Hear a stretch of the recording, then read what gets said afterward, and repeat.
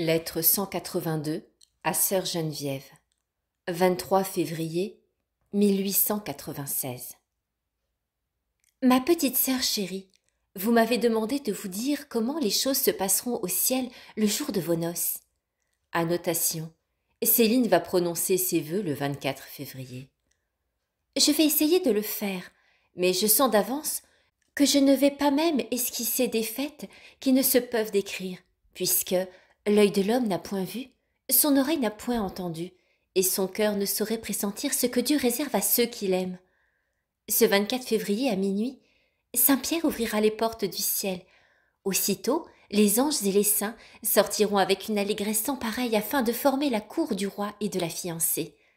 La Vierge Marie, précédant immédiatement l'adorable Trinité, s'avancera portant la parure royale de l'épouse, sa fille chérie. Avec une délicatesse toute maternelle, avant de descendre sur terre, elle ouvrira l'abîme du purgatoire. Aussitôt des multitudes innombrables d'âmes s'élanceront vers leur libératrice, voulant la remercier et apprendre d'elle le sujet de leur délivrance inespérée. La douce reine leur répondra « C'est aujourd'hui les noces de mon fils. Là-bas sur la terre d'exil, il s'est choisi de toute éternité une âme qui le charme et le ravit entre des millions d'autres qu'il a cependant créées à son image. Cette âme privilégiée m'a fait cette prière. Le jour de mes noces, je voudrais que toute souffrance soit bannie dans le royaume de mon époux. Répondant à son appel, je viens vous délivrer. Prenez place dans notre cortège, chantez avec les bienheureux les grâces de Jésus et de Céline.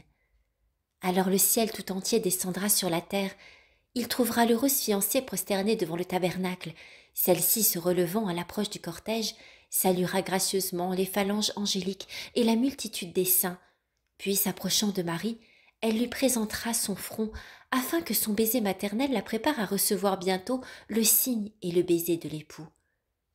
Jésus prendra la main de sa chère Céline et la conduira dans la pauvre petite cellule du dortoir Saint-Élie afin qu'elle se repose pendant quelques heures. Toute la cour céleste viendra se ranger dans cette étroite enceinte. Les anges voudront déjà commencer leur concert, mais Jésus leur dira tout bas « Ne réveillez pas ma bien-aimée, laissez-moi seule avec elle, car je ne saurais m'en séparer un seul instant. » La douce reine du ciel comprendra le désir de son divin fils. Elle fera sortir le lumineux cortège et le conduira vers la salle des noces. Aussitôt commençant les préparatifs de la fête, des myriades d'anges tresseront des couronnes comme il ne s'en trouve pas sur la terre. Les chérubins prépareront des blasons plus brillants que les diamants et leurs pinceaux délicats traceront en traits ineffaçables les armoiries de Jésus et de Céline. Ils en mettront partout sur les murs, aux arceaux des cloîtres, au réfectoire, au chœur, etc. Les peintres seront en si grand nombre que beaucoup de chefs-d'œuvre ne pourront être placés. Alors l'innocente troupe des petits-enfants viendra s'offrir pour les tenir toute la journée devant l'époux et l'épouse. En souriant, les anges refuseront de donner leur blason. Ils en auront besoin pour décorer tous les saints et pour se décorer eux-mêmes afin de montrer qu'ils sont les humbles serviteurs de Jésus et de Céline. Pour consoler les petits-enfants, ils donneront à chacun d'eux un charmant petit blason, afin qu'ils soient aussi de la fête. Puis, les voyant effeuiller des roses et des lys, ils continueront leurs splendides préparatifs. Les pontifes et les docteurs auront une grande mission à remplir. À leur demande, l'agneau ouvrira le livre de vie. Ils puiseront dans ce livre de précieux documents sur la vie de Céline, et pour faire honneur à son époux, ils écriront toutes les grâces de choix, tous les sacrifices cachés qu'ils trouveront tracés en lettres d'or par la main des anges. Un grand nombre d'étendards étant ainsi composés par les docteurs, ils se réserveront la gloire de les porter eux-mêmes devant le cortège royal. Et les apôtres rassembleront toutes les âmes que Céline avait déjà enfantées pour la vie éternelle. Ils rassembleront même tous les enfants spirituels qu'elle doit enfanter dans l'avenir à son divin époux. Les saints martyrs se garderont bien de rester oisifs. Des palmes sans pareilles et des flèches enflammées seront disposées avec une touchante délicatesse sur tout le parcours du défilé royal. Ils voudront par là rendre hommage au martyr d'amour qui doit en peu de temps consumer la vie de l'heureuse épouse. Il me faudrait trop de temps pour décrire les occupations multipliées des saints confesseurs, ermites, etc., et de toutes les saintes femmes, qu'il me suffise de dire que chacun d'eux déploiera tout son génie, toute sa délicatesse pour fêter dignement un aussi beau jour. Je ne puis cependant laisser dans l'oubli le cantique des Vierges, les palmes et les lys qu'elles présenteront avec une joie inexprimable à Céline, leur sœur chérie. Je vois déjà Cécile, Geneviève, Agnès avec leur compagne, Jeanne la bergère, revêtue de son costume guerrier. Je vois Céline, la patronne de notre fiancé, lui offrant un bouquet de fleurs qui porte son nom. Je vois surtout l'ordre tout entier du Carmel brillant d'une gloire nouvelle. À sa tête paraîtront Sainte Thérèse, Saint Jean de la Croix et Mère Geneviève. C'est véritablement leur fête que ces noces splendides, puisque Céline est leur fille bien-aimée. Et le gracieux peuple des petits innocents sera-t-il étranger à la gloire d'un si beau jour? Non, je les vois se jouant de leur couronne qu'ils n'ont pas gagnée. Ils s'apprêtent à la placer sur la tête de celle qui veut leur ressembler et ne pas gagner de couronne. Ils sont fiers comme des rois et secouent avec grâce leur tête blonde, car ils triomphent de voir leur grande sœur les prendre pour modèle. Tout à coup, une mère. Annotation. Thérèse décrit ici sa famille. Zélie est cette mère d'une beauté inexprimable. Louis est ce vénérable vieillard aux cheveux argentés, et les 4 charmants chérubins sont les 4 frères et sœurs de Thérèse, morts en bas âge. Joseph Louis, Joseph Jean-Baptiste, Hélène et la première petite Thérèse. Tout à coup, une mère, d'une beauté inexprimable, vient au milieu d'eux. Elle s'arrête, et prenant par la main 4 des charmants chérubins, elle les pare de vêtements plus blancs que les lys et de diamants qui scintillent comme la rosée au soleil. Un vénérable vieillard aux cheveux argentés est là aussi, qui les comble de caresses. Tous les autres enfants, à cette vue, s'étonnent d'une pareille préférence. L'un d'eux s'approche timidement de la petite Thérèse et lui demande pourquoi cette belle dame les habille avec une si grande richesse. « C'est, répond la petite Thérèse d'une voix argentine, que nous sommes les sœurs et les frères de l'heureuse fiancée du roi Jésus. Hélène et moi allons être demoiselles d'honneur avec les 2 petits Joseph qui nous tiendront par la main. Papa et maman, que vous voyez près de nous, vont nous conduire avec nos petites sœurs qui sont encore exilées sur la terre. Toute la famille étant réunie, nous allons jouir d'un bonheur sans égal. » Dans l'excès de sa joie, la petite Thérèse se mettra à frapper dans ses mignonnes petites mains plus blanches que l'aile des cygnes. Puis elle s'écriera en sautant au cou de son papa et de sa maman. « Oh, que c'est beau, les noces de notre sœur chérie. Déjà 3 fois nous sommes venus ici à des fêtes semblables pour Marie, Pauline et Thérèse, la petite voleuse qui m'a ravi mon nom. Mais jamais je n'ai vu de si grands apprêts. On voit bien que Céline est la dernière. » La petite Hélène et les petits Joseph feront aussi des réflexions charmantes sur leur bonheur d'appartenir à la famille de la reine d'une aussi belle fête. Alors quelques petits enfants qui les auront écoutés, la tête gravement appuyée sur leurs petites mains, se lèveront gentiment et déclareront qu'eux aussi sont les frères de Céline.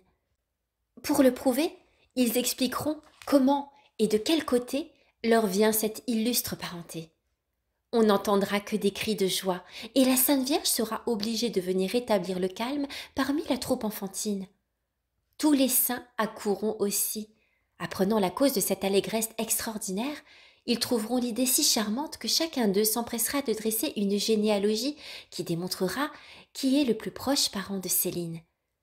Ainsi tous les pontifes, les glorieux martyrs, les guerriers, à leur tête Saint Sébastien, en un mot, toute la noblesse du ciel se fera gloire de donner le nom de sœur à l'épouse de Jésus, et la noce ne sera composée que d'une grande et même famille. Mais revenons au beau vieillard, à la belle dame, aux 4 chérubins. Leur toilette terminée, ils pénétreront dans le chapitre. Annotation, la salle du chapitre où Céline prononcera ses vœux. Leur toilette terminée, ils pénétreront dans le chapitre.